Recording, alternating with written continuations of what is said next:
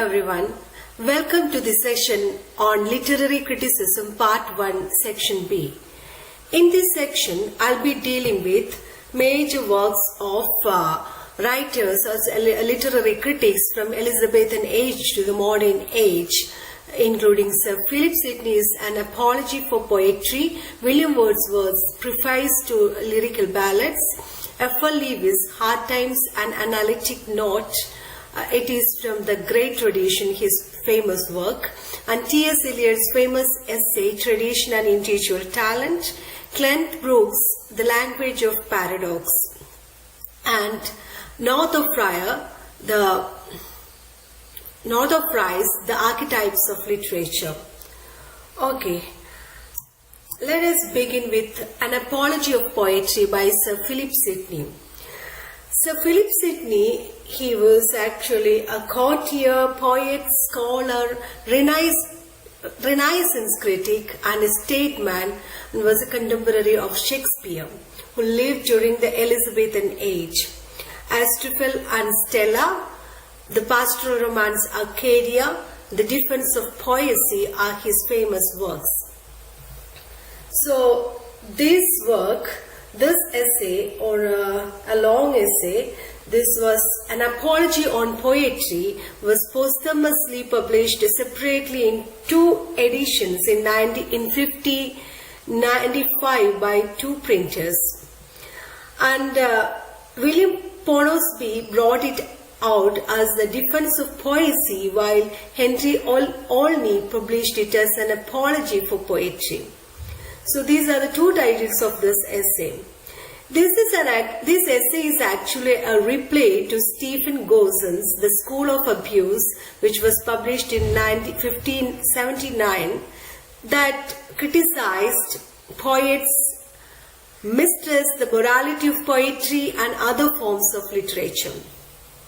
And here, Sir Philip Sidney takes a stand against Puritanism and its anti-human perspectives, and the Stephen Gossens who follow the Puritan ideology, and that is why he severely criticized this poetry and its moral nature of poetry and so on. So here, Sir Philip Sidney, he is against Puritanism and its anti-human perspectives, and he provides or tries to provide a humanistic perspective by arguing that the essential goodness in man cannot be refuted. The 16th century Puritanism declares man to be unworthy and incapable of doing any good either to himself or the society, and this was the Puritan ideology of him about human beings. So he was against this anti-human perspective, and he believed, or he put forward or he defended it because it has fallen into the hands of those who he defended poetry. So we believe that it is his duty is to defend poetry. It has fallen in the hands of those who do not realize its worth. And according to Sidney, poetry is supreme, the mother of all knowledge, and it has a universal appeal and is revered by the world at large. Poetry in the early, he quotes, or he goes through the works of all ancient Greek masters like Messius, Homer and Hesiod, to draw with a charming sweetness the wild untamed weeds to an admiration of knowledge. And he goes through all the works of ancient times and mention all classical poets and their contribution to humanity. And then he discusses the universality of poetry. He referred all the ancient poets to prove the universality of poetry, and including the prophet David and his poems, and Virgil's work, and Aristotle's Orlando Furioso, and many other works which Aeneid, Virgil's Aeneid, and he goes through or he discusses all these works, and he comes to the conclusion that poetry has a universality, and to attack poetry is to attack the roots of culture. To attack poetry is to attack the universality of poetry itself. Then he defines poetry. What definition of poetry? He defending his stand after the initial proposal, Sidney defines poetry. Quote, "Poesy therefore is an art of imitation," and here he agrees with the past masters, and like Aristotle, accepts the dual function of didacticism and aesthetic pleasure of poetry.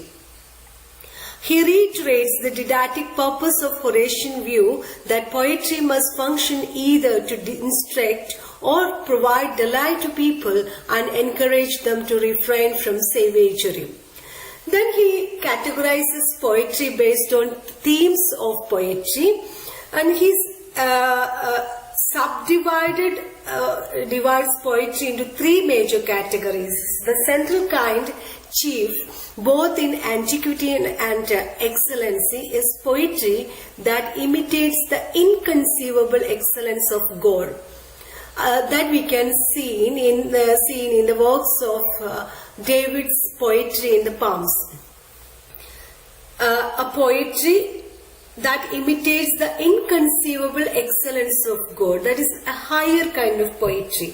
The second kind of poetry, the philosophical ones, include poetry about moral philosophy, such as the works of Tiresias, Phocylides and Cato. Natural philosophy as moral philosophy and natural philosophy. Natural philosophy as Lucretius on the nature of things, or Virgil's Georgics, astronomy of Menelaus and Pontanus, and the history of Lucan. Then the third and final category of poetry is the poetry written by ripe poets. Again, he subdivide it based on the content and form. On the content such as heroic poetry, satire and comedy, and form the elegy, iambic and tragic. In this essay, Sidney compared poetry with history and philosophy. He compares poetry with history and philosophy, and he differentiates the role of philosopher and historians and how it differ from the role of a poet or poetry. So the philosopher gives the perspective and the historian gives the example. Philosophy and history play their individual roles in promoting values. While philosophy deals with its theoretical facets and teaches virtue through doctrines, history teaches practical virtues from real-life experiences and incidents. Poetry, in contrast, is a combination of both principles and pragmatic examples. Poetry provides the perfect representations of the virtues, which are highly effective and motivating than plain and abstract philosophical definitions. Poetry is infused with the perspicacity of imagery examples that are more instructive than concrete examples from history. Poetry with its shrewdness of imaginary examples that are more instructive than concrete examples from history. In short, poetry is superior to history and philosophy in teaching essential human values. Actually, here he says that poetry is superior to history and philosophy because it contains both the moral and instructive aesthetic values, right? Instructive values are there, and at the same time it has a moral aesthetic values. So it is a combination of both these values. so it is superior to history and philosophy. And then he examines the principal opposition to poetry. These are the principal charges against poetry, that is, it is worthless effort, a waste of time. Writing poetry is a worthless effort, a waste of time.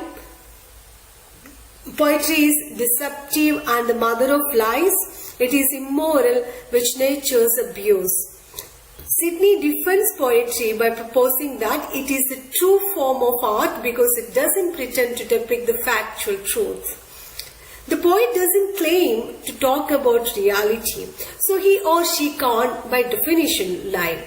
He nothing affirmeth and therefore never lies. Next, then he says that poetry may contain things that are not true, but they are to be considered fiction. Let me brief his opinion about poetry and poets.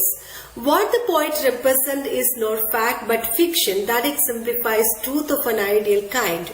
Poetry possesses the capacity to rouse man to virtuous action. Poetry would promote virtue and has served to promote courage and military spirit. Sidney believes that Plato was against the wrong opinions of the gods and atheism, which poetry in ancient times talked about. In the opinion of Sidney, Plato was not against poetry in general, but he leveled his charges against a particular kind of poetry, which would be harmful for human minds and the ideal state. And here he defends Plato's, Plato, he never thinks that Plato was completely against poetry, but he was against a particular kind of poetry that would be harmful for human minds. Sidney reassesses the pitiable situation of poetry in England in this essay, and he traces the root cause of the depraved condition of poetry, namely the tendency to write without proper poetic inspiration, that is, without true poetical talent. He praises Chaucer and Spenser for the clarity in writing and the wisdom they possessed. Then Sidney expresses his dislike for contemporary dramatists who mix genres. Sidney insists that comedy should aim at enjoyable teaching and not entertaining uncouth delight. He praises George Buchanan for chasing the appropriate tone for the content of his tragedies. Lyric poetry too is, and he attacks lyric poetry, and he finds that lyric poetry too is in a degraded state, for it has become insipid and artificial. Sidney further praises the English language as it's more suited for poetry. English language is adapted to both the old and the modern systems of versification. To conclude, Sidney concludes his essay by saying that the charges leveled at poetry are fabricated and unjustifiable, and hence it should never be demeaned. Okay. Now let us move to the Preface to Lyrical Ballads by William Wordsworth. As you know that this is the manifesto of Romanticism. And before going to discuss Wordsworth's Preface to Lyrical Ballads, let us discuss, or let me give an idea about Romanticism. What are the theories which is propounded by Romantic writers or Romantic literary critics? Theory of art of Romanticism. Romanticism was an artistic, literary and intellectual movement that originated in Europe toward the end of 18th century. Scholars regarded the publishing of William Wordsworth and Samuel Coleridge's lyrical ballads in 1798 as probably the beginning of this movement, and the crowning of Queen Victoria in 1837 as its end. Romanticism can be seen as a rejection of the prospects of order, calm, harmony, balance, idealization and rationality that typified classicism in general and late 18th century neoclassicism in particular. The Romantics consider imagination, inspiration, oldness and emotion to be the cardinal aspects related to the integration of art. These three things, imagination, inspiration, oldness and emotion, are the cardinal aspects of Romanticism. Romantic criticism is impressionistic in nature and encourages freedom of inquiry. Artistic creativity and the process of poetic creation are given importance. The function of poetry, according to romantic critics, is to provide pleasure rather than to instruct. And they give importance to the primarily laws of human nature, and they choose subject from low and rustic life for writing poetry, and they follow the language of rustic people. And it is actually a revolutionary and democratic sentiment as the basic of it is actually Wordsworth's revolutionary and democratic sentiment as the basics of his poetic theory. And as you know, that his famous definition of poetry that is taken from this preface. Poetry, he wrote in the preface, originates from the spontaneous overflow of powerful feelings which is filtered through emotion recollected in tranquility. And this is actually the one of the major definition of poetry of Romantic age, Romantic writers, Romanticism. And another important thing is that memory plays a fundamental, they believe that memory plays a fundamental role in the creative process of poetry. And according to Wordsworth, poetry results from the active relationship of present to past experience. Preface and its history. Let's begin from its beginnings. Lyrical Ballads, it's actually, as you know, is a collection of poems first published in 1798. The second edition of the Lyrical Ballads that was published in 1800 with a detailed preface. Wordsworth considers the preface an inauguration of his poems rather than a defense of his theory of poetry. And Coleridge claims that it is a child of my own brain, they both discuss together and formulate these theories or these concepts about poetry, and they engaged in heat discussions over the subject, and it was actually a collaborated work of Coleridge and Wordsworth. In 1815 edition of the preface appeared as an appendix, and the volume was given a new preface. To this edition, Wordsworth added an essay supplementary to the preface. The preface, 1802, appendix on poetic diction, 1802, and the essay supplementary to the preface. In 1815, contain the Lyrical Ballads, which was published in 1815, contains the essential notions of Wordsworth's literary criticism. This preface is regarded as the official manifesto of Romantic movement in poetry. His preface should be taken as a concise introduction to his poems rather than a systematic and elaborate defense of his concept of poetry. It also explains the profession or craft of the poet and the role of poetry in giving a voice to contemporary and simplified ways of living that stay close to the truths of nature. For Wordsworth, as for all Romantic writers, one discovered these primary laws of nature through experiences in the natural world. Experiences that, when combined with emotion, produced poetry. We can analyze lyrical ballads under three heads. One is the topic of the poem, again then second one is the qualification of the poet and the language of a poem. What is the importance of a subject matter? Wordsworth believes emotional truths and fidelity to nature are the keys to providing ordinary readers with insight into their own conditions of life. He favors a humble and rustic, that is in quotes, rural existence. A humble and rustic rural existence to urban life because it seems simpler and more natural.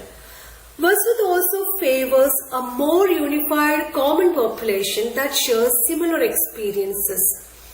And he says that we can choose or we can find poetry, the theme of poetry from their life. In cities like rapidly expanding London, the permanence of natural truth seems absent. And he says that the short-lived values of shifting populations gives no connection to the past or the promise of future tranquility for the common people, whose experience can from the basis of poetry as well as the prose.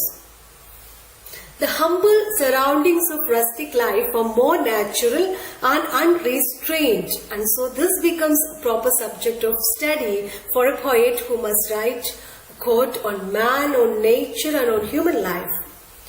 And then he proposes a language required, a language for writing poetry. He says that the poet has adopted the ordinary language of the people living in rustic surroundings for these poems.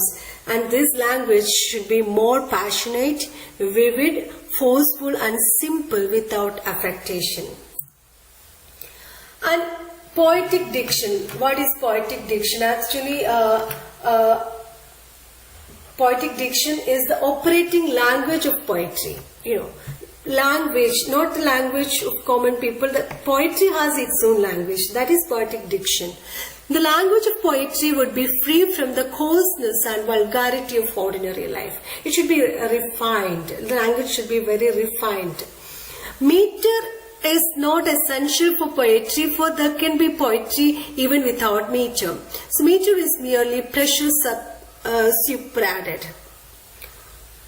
And Wordsworth opposes the inane phraseology of lifeless verse of the time and favors an impassioned love of simple words and the poetic effects latent in them. These are the two noteworthy aspects of Wordsworth's theory of poetic diction. And he denounces the use of personifications, cliches, trite mythology, and the like of the neoclassical school. His diction is in fact more literary than is commonly recognized.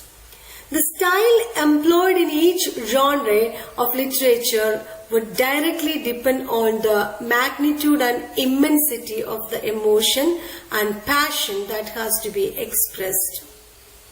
Also, while discussing about style, he says that it should be directly depend on the magnitude and immensity of the emotion and passion that has to be expressed.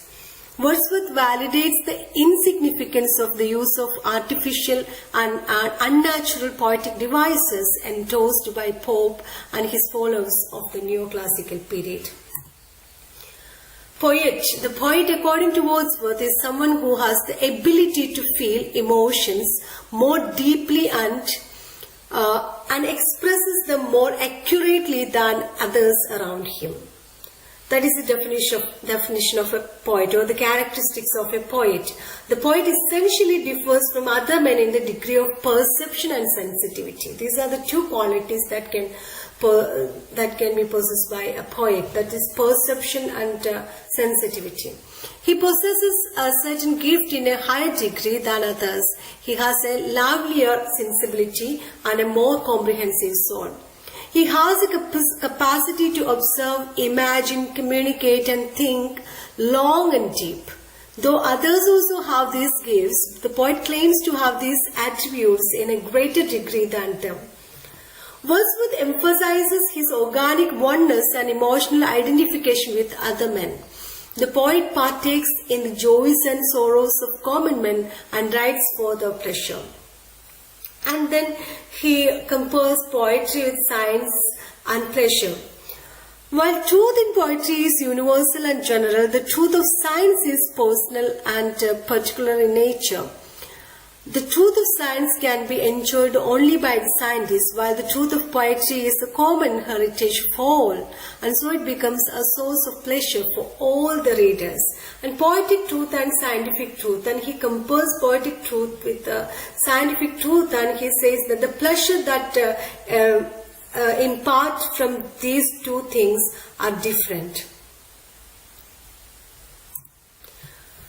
So this is a brief discussion about preface to lyrical ballads, and now let us move to Hard Times, an analytic note by F.R. Lewis. Frank Raymond Lewis, he was as you know,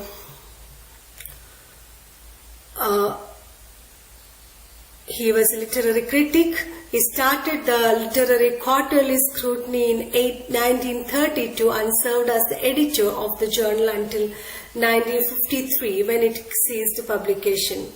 His works primarily focus on literature as well as popular culture that includes mass civilization and minority culture, which was published in 1930. His major works are New Bearings in English Poetry, Revaluation, The Great Tradition, George Eliot, Henry James, Joseph Conrad, and D.H. Lawrence, novelist, Dickens, the novelist.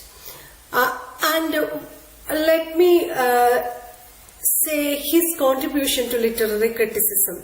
Actually, he was a critic who proposed close attention to the text and close reading എന്ന് പറയുന്ന ഒരു ആശയം, അല്ലെങ്കിൽ ടെക്സ്റ്റിനെ വളരെ actually കുറച്ചുകൂടി ആഴത്തിൽ പരിശോധിക്കുന്ന ഒരു ഒരു ഒരു രീതി കൊണ്ടുവന്നിട്ടുള്ളത് F.R. Lewis ആണ്.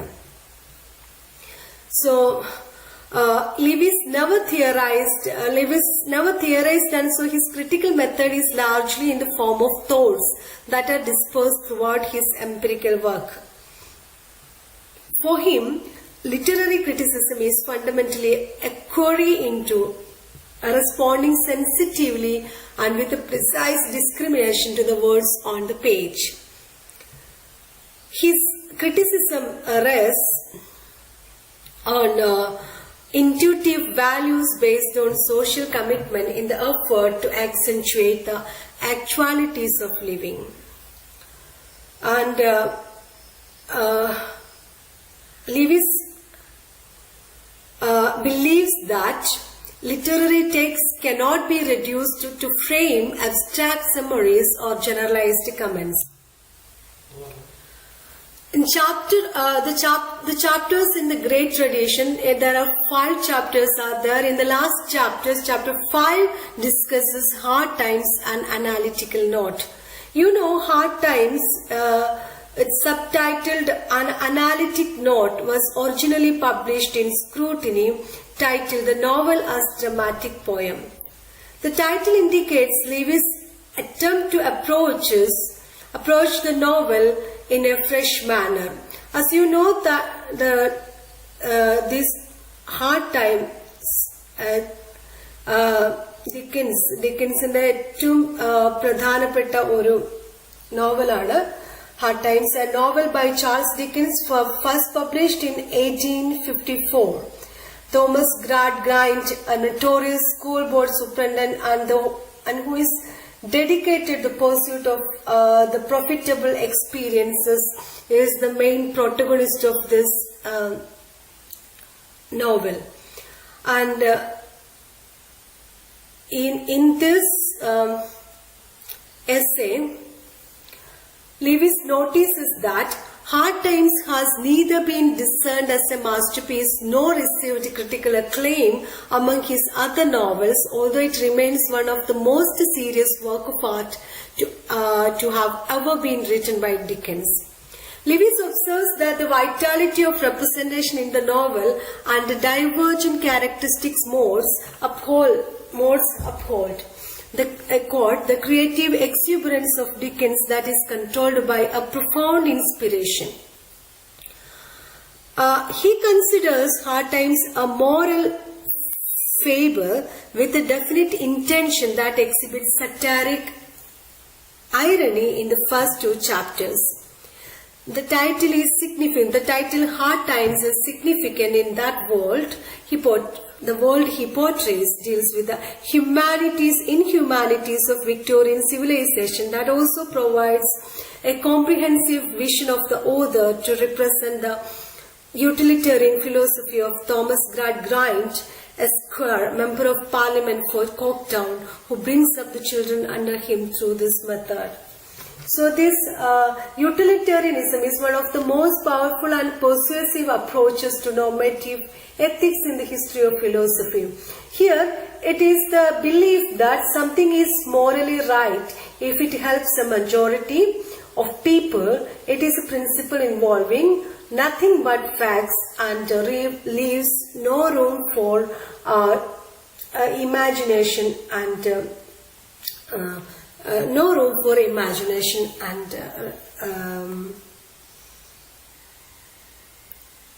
creativity.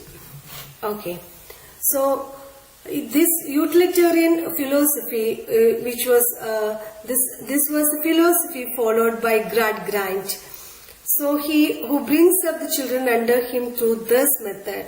So Dickens possesses the unique capacity to represent human spontaneity with skills and deftness. The circus life represents the vital human impulse that is trampled under utilitarianism. Dickens observes life in the urban scene where the usual depiction of human kindness and essential virtues assert themselves in the midst of ugliness and banality of life. Sissy Jupe functions to convey. Sissy Jupe is a character. She is a nomadic or a gypsy type of character. She functions to convey the artistic flexibility of Dickens that finds her confronting utilitarianism with a great subtlety. Lewis mentions several passages from the text and brings out the sardonic tragic in the confluence with satire that evidently reveal the pathos related to the hard mechanistic life picturized in the poetic manner.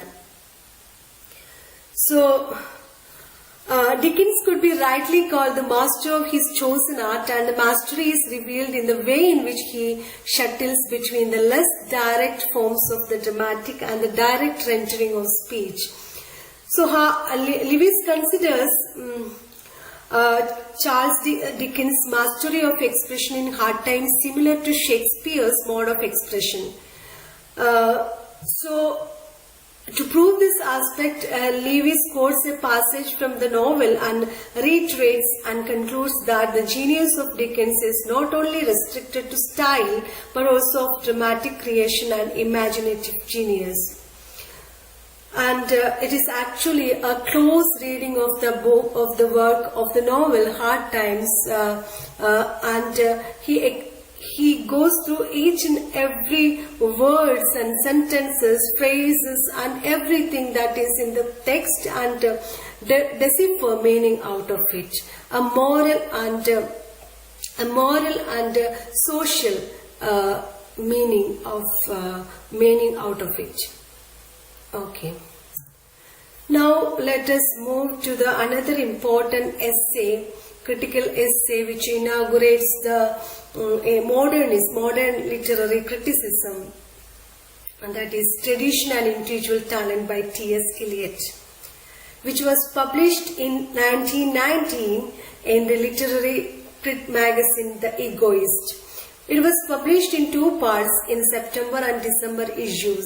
It has 3 parts. First part gives us Eliot's concept of tradition.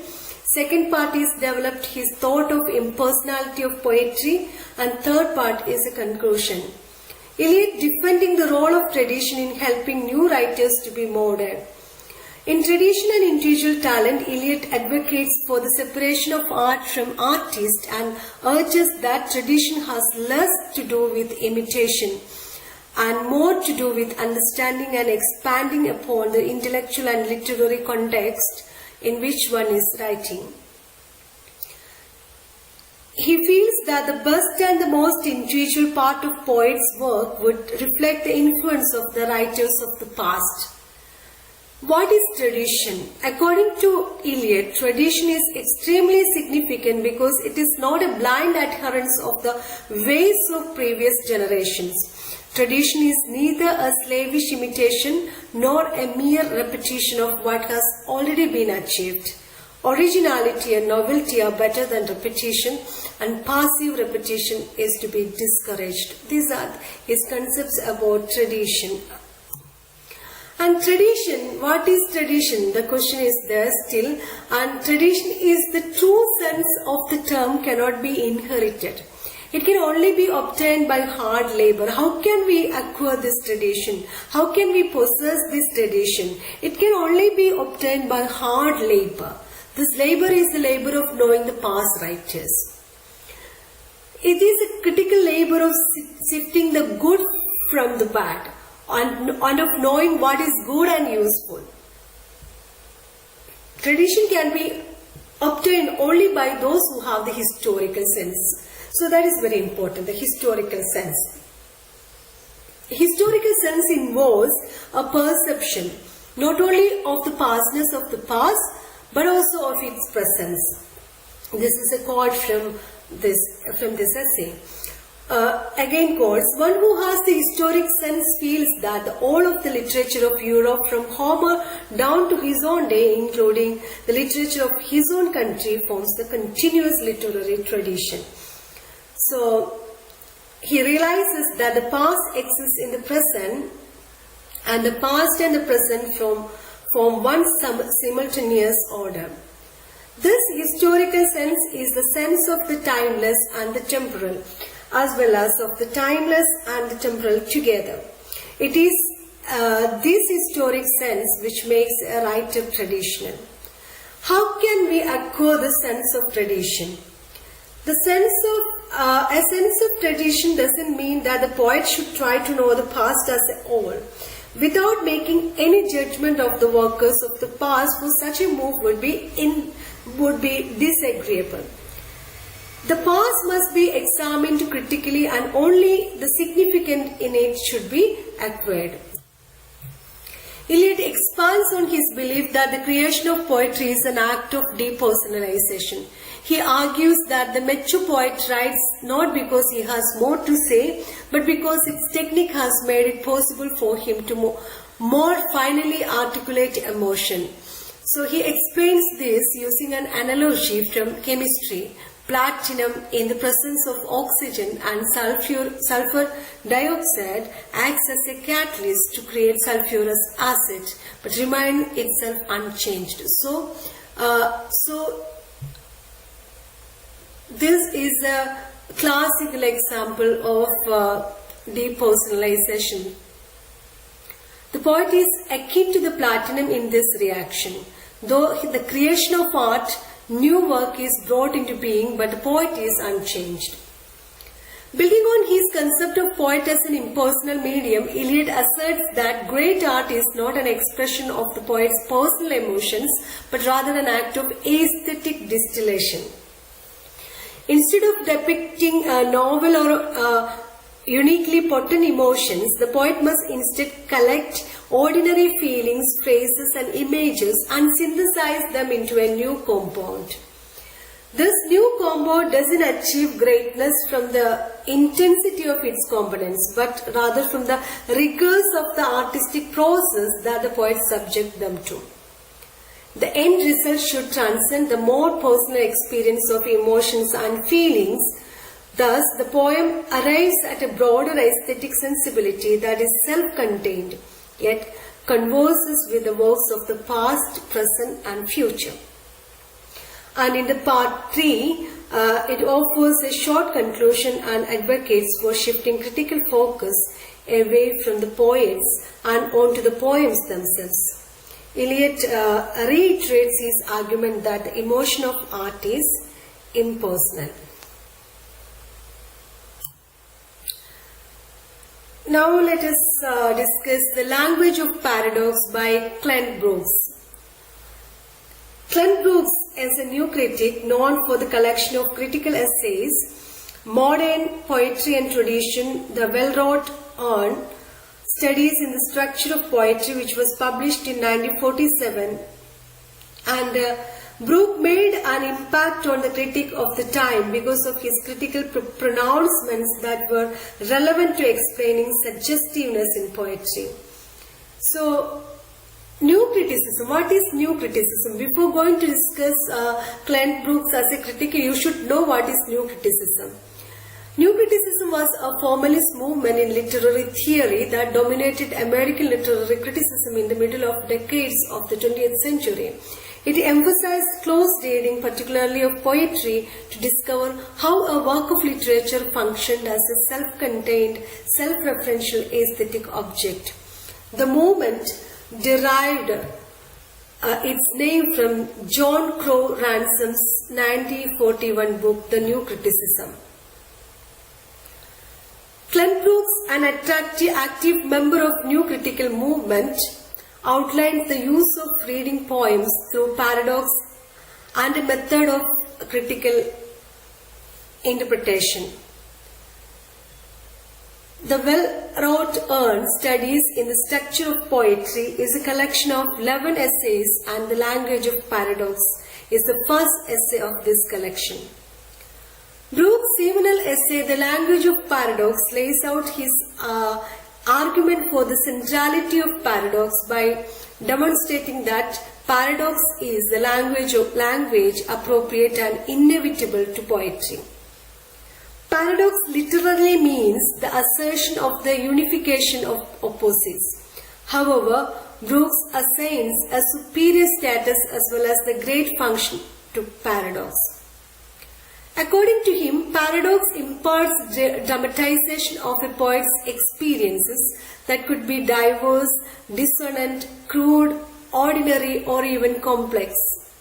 The poet can neither present his experiences as a statement nor as an abstraction like a scientist, and adopts an indirect method, which is the use of paradox. Then he differentiates the language of science and poetry, and he closely examines the language of science and poetry, and he says that a scientist expresses the truth quite clearly and directly without the use of literary devices and paradox. Hence, the language is purged of every trace of paradox. In contrast, a poet discovers the truth only in terms of paradox. In order to ascertain his assertion, Brooks analyzes several poems minutely and concludes that paradox is one of the common structural properties contained in poetry. He says our prejudices force us to regard paradox as intellectual rather than emotional, clever rather than profound, rational rather than divinely irrational. Brooks quotes an example for paradox from Wordsworth, a poet who insisted on simplicity and was suspicious of sophistication. A typical Wordsworth poem is based upon a paradoxical situation. The sonnet, "It is beauteous evening, calm and free," highlights such a situation. Then he examines the paradoxes in neoclassical poets. The neoclassic poets also use paradox. Their paradoxes insist on the irony rather than of the wonder. Brooks quotes from Pope's The Essay on Man. And then again he examines the paradox and its relation to metaphysical poetry.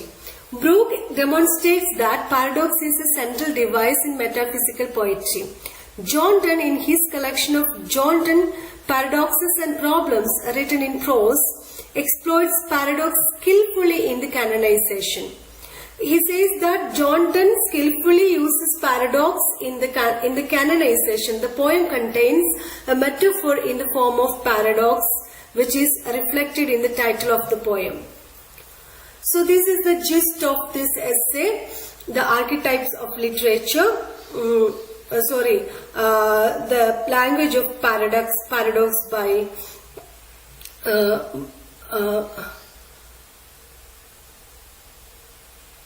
Clenbrooks. Okay. So now let us move to the archetypes of literature by Northrop Frye. This Northrop Frye, a Canadian student of theology, pursued his studies at Toronto University, at Merton College, Oxford University. So this essay, and before going to this essay, let me define what is archetype. This word, the archetype, let me explain it. Abraham and Hawthorne explicate that an archetype denotes narrative designs, patterns of action, character types, themes and images that recur in a wide variety of works of literature as well as in myths, dreams and even social rituals. And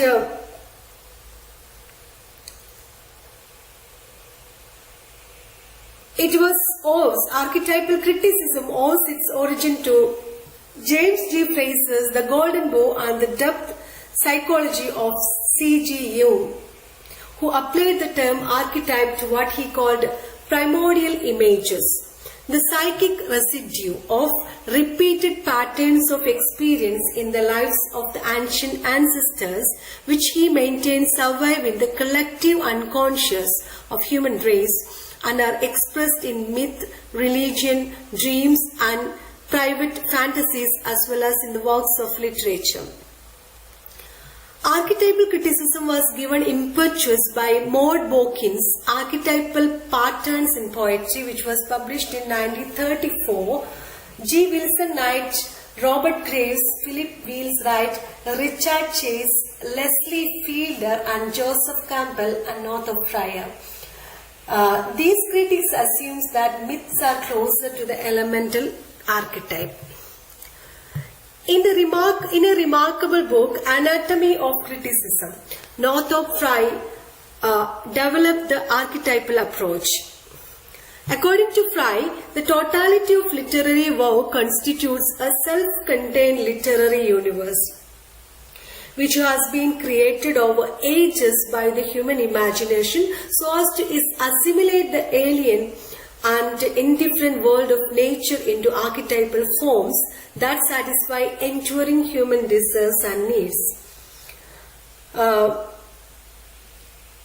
In this essay, Archetypes of Literature, Frye critically evaluates literature within the framework of ritual and myths. This essay is divided into three parts. The first elaborates the concept of archetypal criticism. The second discusses the inductive method of textual analysis, and the third, deductive method of analysis. And all these methods are categorized under structural criticism. So in the first essay, he explains archetypal criticism, and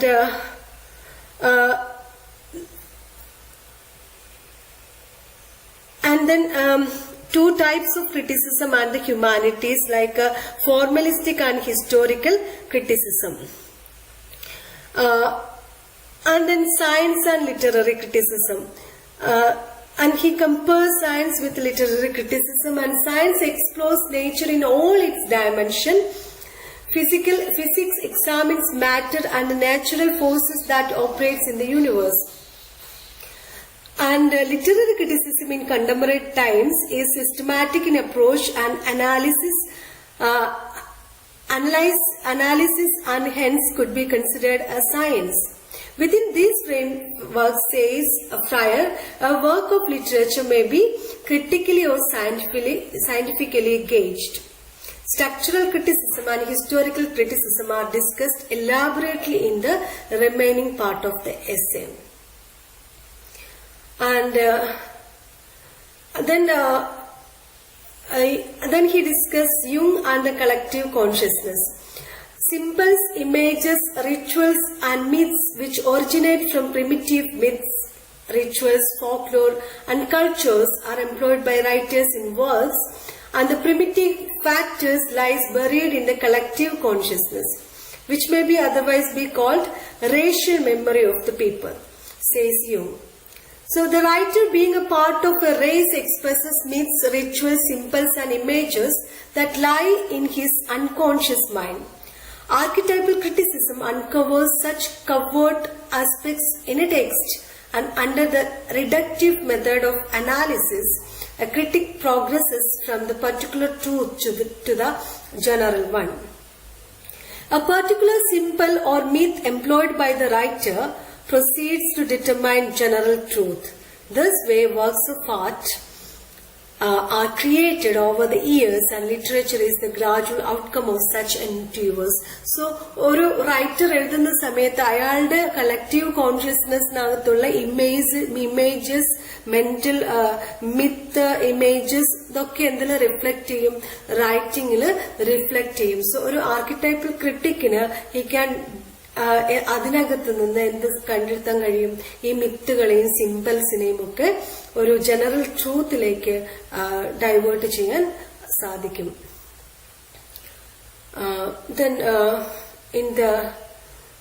Then he mythine he identifies, or he identifies patterns in a work. So both patterns and rhythm are the major intrinsic aspects of a work. So myths may be used either deliberately or unconsciously as a form of perception, and the critic exposes the inherent archetypes and myths and expounds the patterns in the work.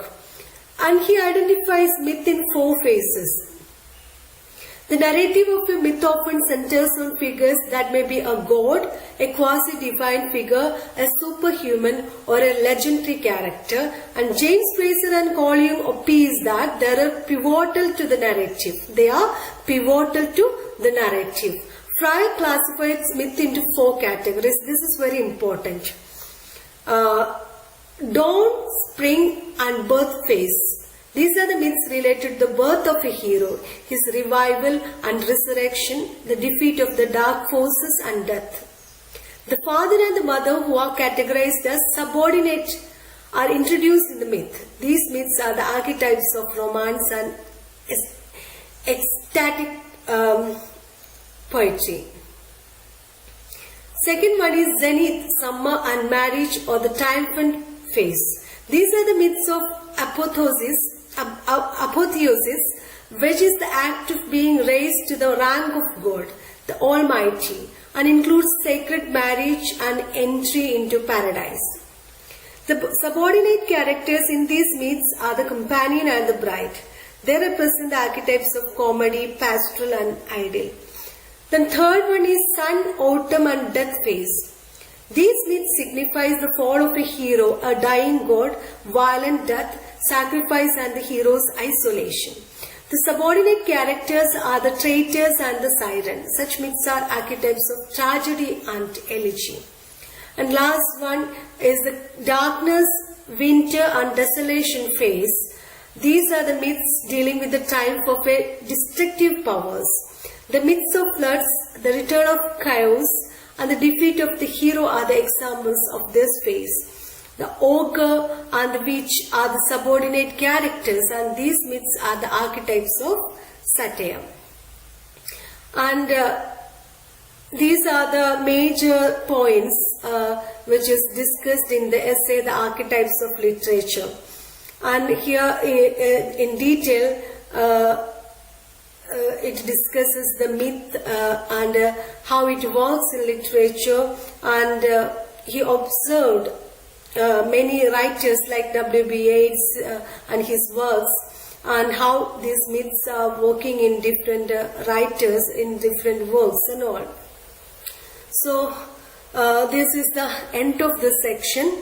So in this section we have covered section B, and I think I hope you would get you have got an idea about section B and the major literary essays that are discussed in this section.